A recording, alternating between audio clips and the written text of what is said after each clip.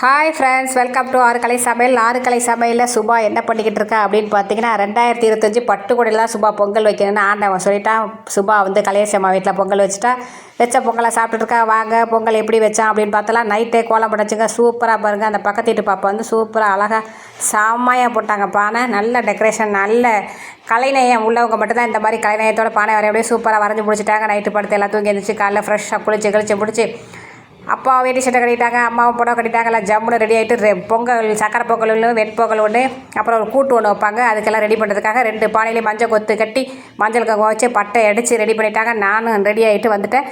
இப்போ இதை ரெடி பண்ணி என்ன பண்ணுவாங்க அப்படின்னு சொன்னால், சாமிக்கிட்ட கொண்டே வச்சுருவாங்கங்க. பானையெல்லாம் சாமிக்கிட்ட வச்சு சாமிக்கு வந்து தீபார்த்தனை காமிச்சு சாமியை கும்பிட்டுட்டு அதுக்கப்புறம் அந்த பானையை எடுத்துக்கிட்டு வந்து சின்ன அடுப்பில் வந்து வெள்ளை பொங்கல் வைக்கிற பானையும், பெரிய அடுப்பில் வந்து சக்கரை பொங்கல் வைக்கிற பானையும், ஆளுக்கு ஒரு பானையை வீட்டில் யார் இருக்காங்களோ பெரியவங்க அவங்க எடுத்துகிட்டு வந்து வைப்பாங்க.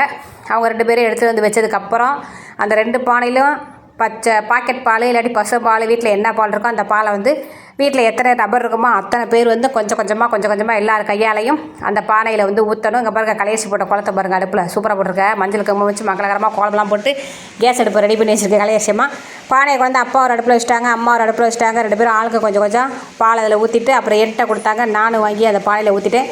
3 பேருமே பால் ஊற்றி முடிச்சாச்சு. பாலை ஊற்றி முடிச்சதுக்கப்புறம் என்ன செய்யணும் அப்படின்னு கேட்டிங்கன்னா, அடுப்பை நல்லா ஹையில் வச்சுட்டு அந்த பொங்கலுக்கு போடும்ல அரிசி, அதில் கொஞ்சம் பச்சரிசியில் வந்து பாசிப்பருப்பு போட்டிருப்பாங்க. அதை வந்து கழுவி அந்த கழுனி நீர் இருக்குல்ல, கழனி தண்ணீர், அந்த தண்ணீரை 2 பானையிலையும் பானையோட குறவலை வரைக்கும் ஊற்றுவாங்க. 2 பேரும் ஊற்றி குறவலை வரைக்கும் வச்சுட்டு வெயிட் பண்ணிக்கிட்டு இருந்தோம்னா அப்படியே பொங்கி ஊற்றணும். அதான் பொங்கல் அப்படின்னு நம்ம சொல்லணும். அப்போ சின்ன பிள்ளைல நாங்கள் குச்சி வச்சுக்கிட்டு டொப்னு அடிப்போம், சவுக்கு குச்சி எடுத்துக்கிட்டு. இப்போ மோகல் அடிக்கிறதுக்கு வீட்டில் யாரும் இல்லை. எங்கள் குட்டிஸ் எல்லாம் ஊரில் இருக்கிறனால உடம்பு சரியில்லாமல் இருந்தனால சுபாக்கு இந்த வருஷம் பொங்கல் வந்து பட்டுக்கோட்டையில் தான் அப்படின்னு எழுதியாச்சு. ரொம்ப நீண்ட இடைவேளைக்கு பிறகு பட்டுக்கோட்டையில் அம்மா அப்பாவோட பொங்கல் கொண்டாடுறது சந்தோஷமாக இருந்தாலும் எங்கள் குட்டீஸோட எங்கள் பசங்களோட கொண்டாட முடியலன்னு ஒரு வருத்தம் மட்டும் இருக்குது. சரி பரவாயில்ல, அம்மா அப்பாவோட இந்த வருஷம் கொண்டாடலாம் அப்படி முடிவு பண்ணியாச்சு. ஆண்டவன் என்ன நினைக்கிறானோ அது மட்டும் தான் நடக்கும். நம்ம நினைக்கிறது எப்போதுமே நடக்காது அப்படிங்கிறது மட்டும் தெரிஞ்சு போச்சு.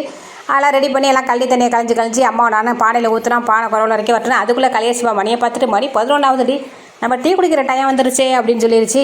பொங்கல் அன்னைக்கு பக்கத்துலேயே கரண்ட் அடுப்பில் டீ போட்டு குடித்த ஒரே குடும்பம் எங்கள் குடும்பம் தான் அப்படின்னு சொல்லிக்கிறல பெருமைப்படுறோம்.